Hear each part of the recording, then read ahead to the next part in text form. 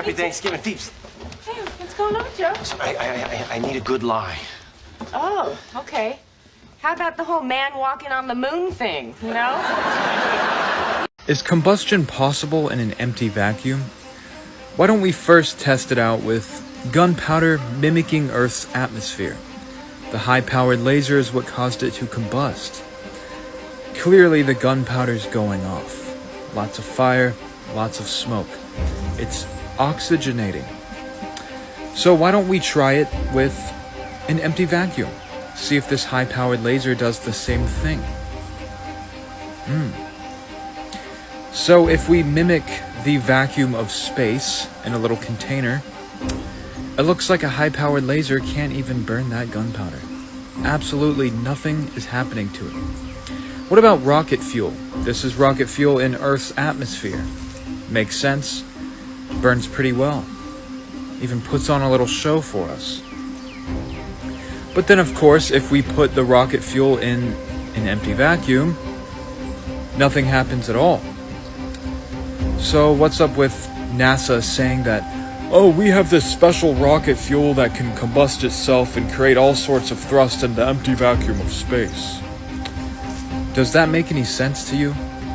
Especially considering the fact that every single video of a rocket in space is CGI. Oh yeah. But anywho, why don't we test thrust in a vacuum? Since apparently a rocket can create thrust in an empty vacuum.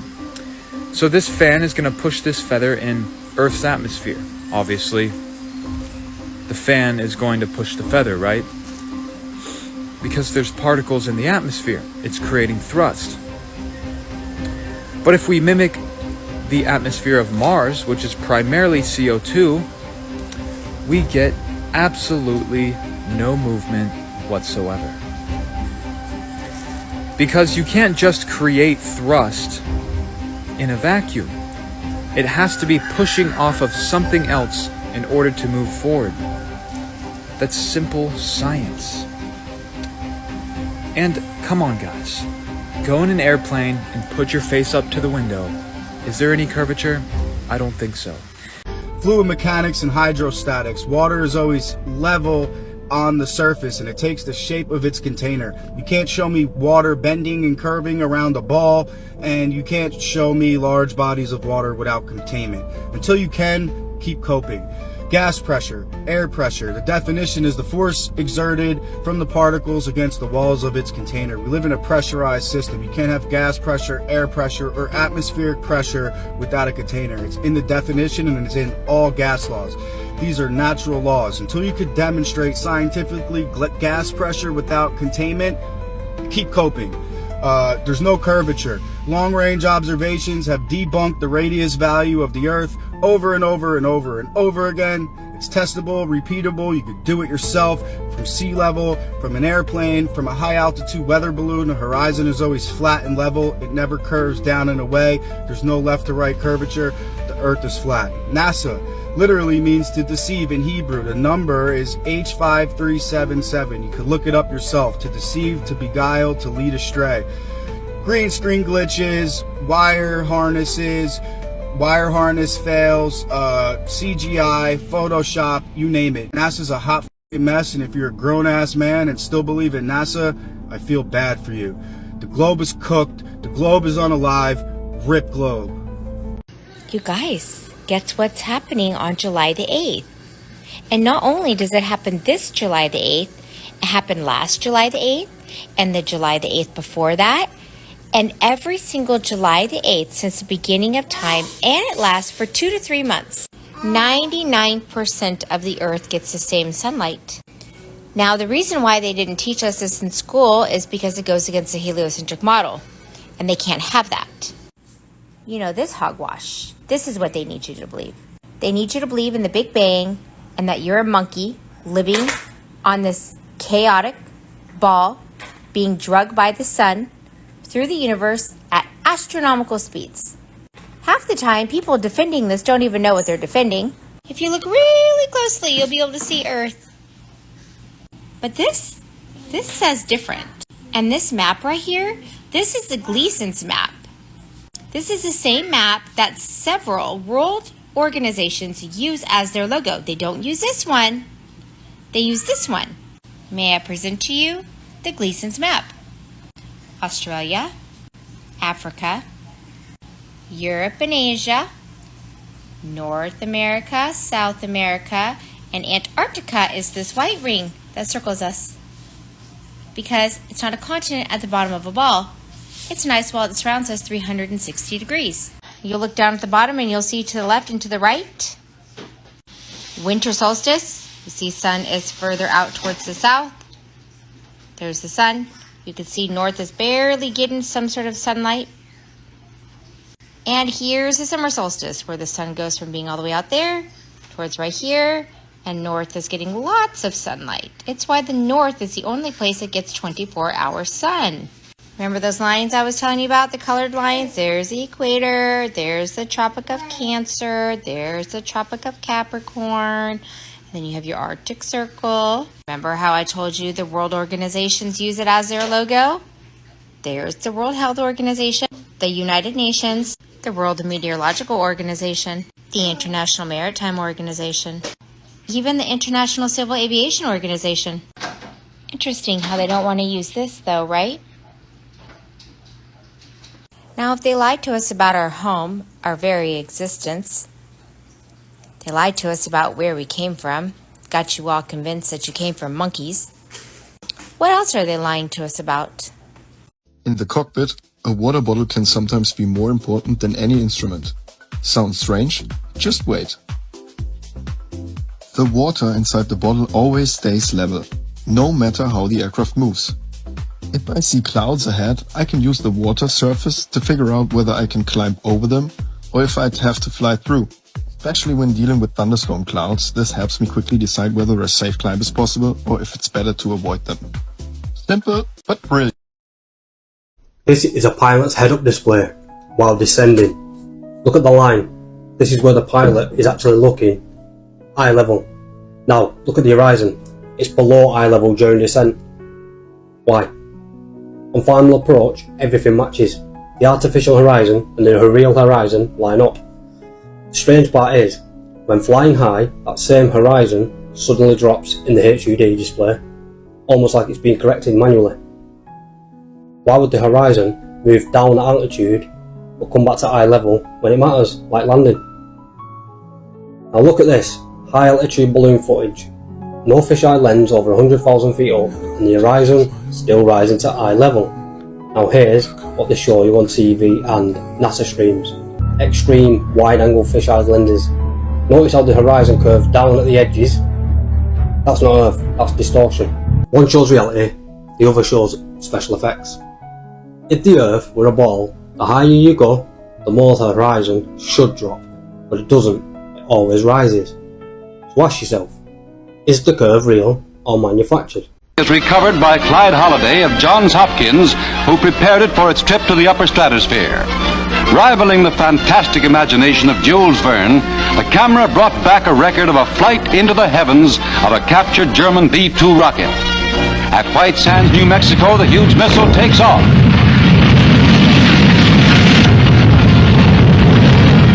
Air Force pictures show the rocket in flight, and the flying camera automatically takes over. The huge projectile drops the Earth behind at the tremendous speed of 4,000 feet per second. The rotation of the rocket causes the planet to spin before the lens, and the camera photographs the Earth 65 miles straight down. The horizon, 720 miles away, and the curvature of the Earth are astonishingly apparent in this still picture from the film. An observer in the rocket could have seen San Diego, Salt Lake City, Kansas City, and San Antonio. Approximately 1,600,000 square miles of the Earth's surface was revealed. Well, people are so gullible that they still believe that we went to the moon.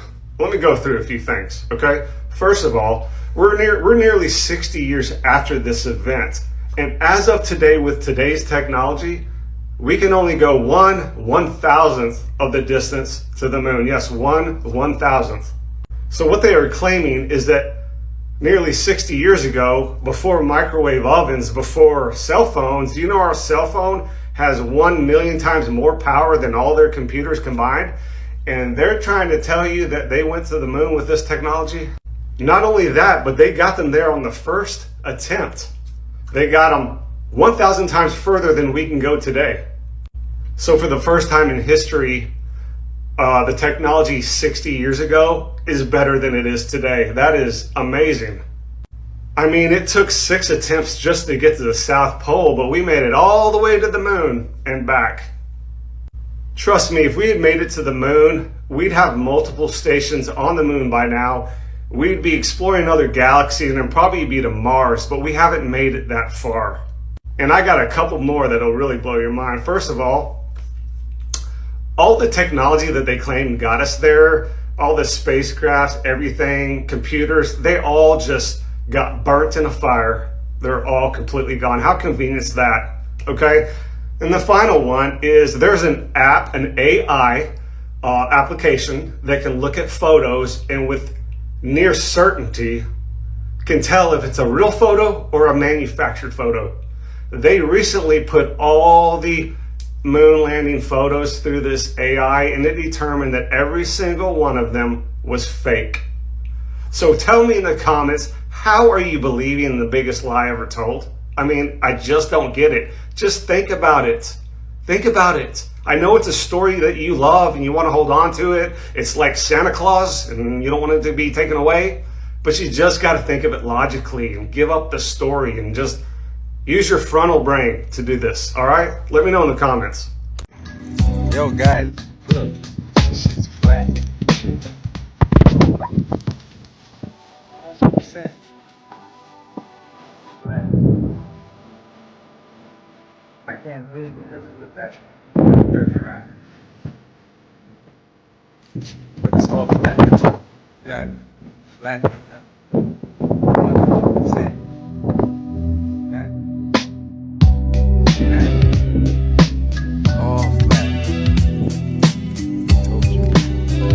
Don't believe anything coming out of the news.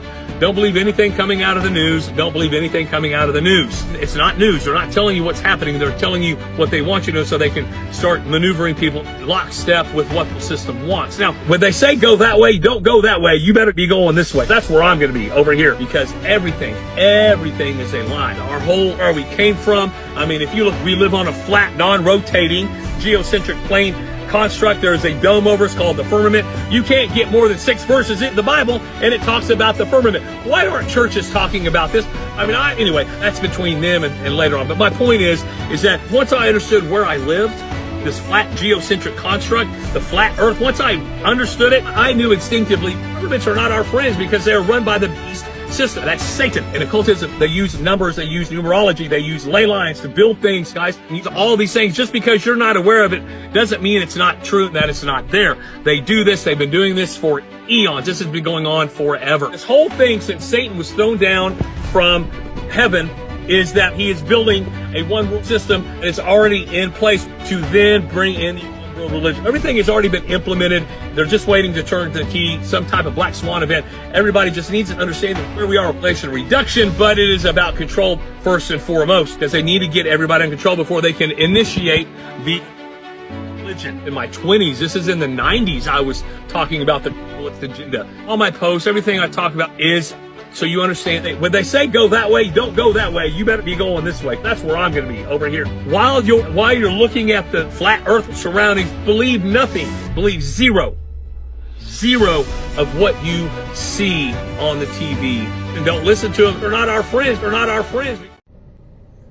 People thought the earth was flat for thousands of years. Only a couple hundred years ago.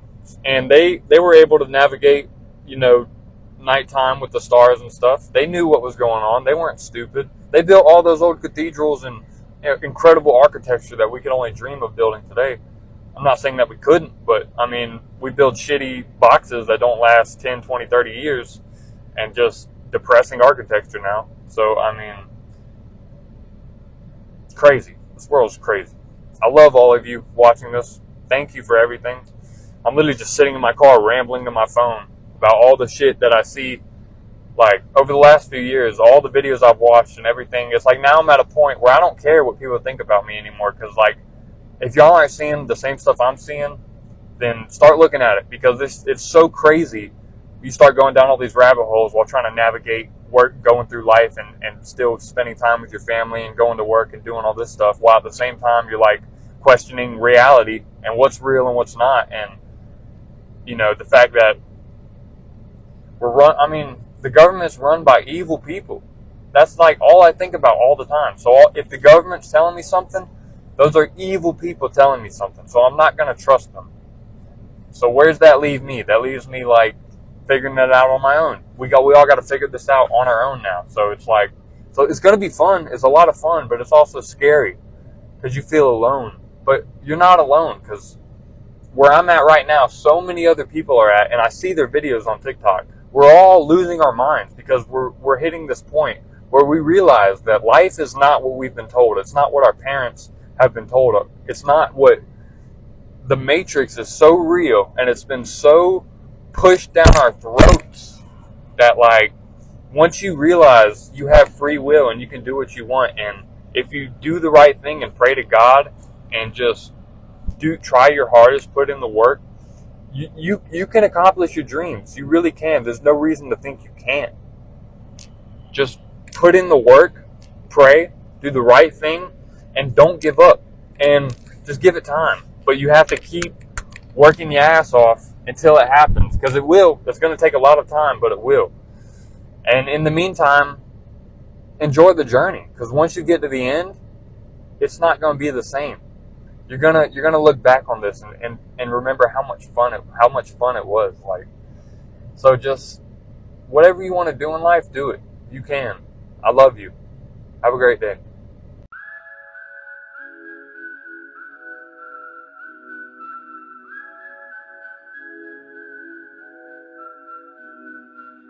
The Flat Earth map dates back over 1,000 years. This map is credited to being created by a Persian astronomer. His name was Al-Biruni, and he lived between 973 AD to 1048 AD. It's the official map of the United Nations and also the United States Geological Survey. It used to be present in many places before the creation of NASA and the Antarctic Treaty in 1959. Here you see it with Admiral Byrd.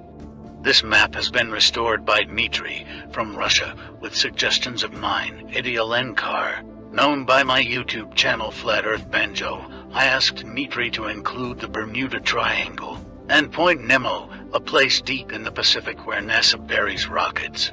Then Robert Tozzi, a professional mapmaker, came along and enhanced the map even more. There are many people now selling this map online, but if you could order it from my online store, I would greatly appreciate it. Visit my online store now and order one of the items. I humbly thank you.